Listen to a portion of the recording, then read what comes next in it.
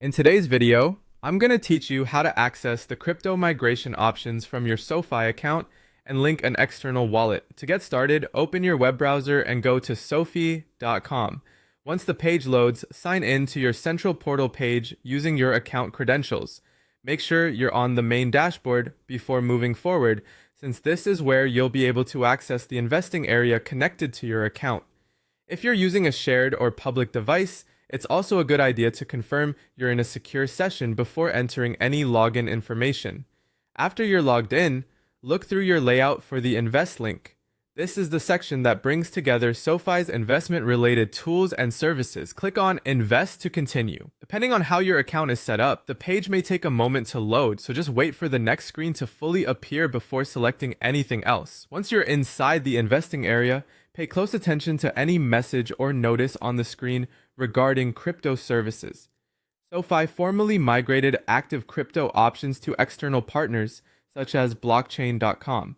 That means if you previously managed digital assets through SoFi, you may now be asked to continue that process through one of these partner platforms instead of directly inside SoFi. Read the on-screen migration prompts carefully because these instructions are designed to guide you through the correct path based on your account status. As you follow those prompts, you should see the option to link an external wallet.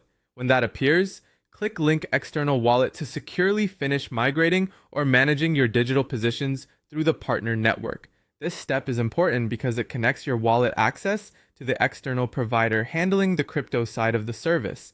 Take your time here and make sure you're following the official prompts shown in your account so the connection is completed properly. If any verification steps appear during this process, follow them exactly as displayed on the screen. It's always best to review the details before confirming, especially when you're working with wallet connections or digital asset transfers.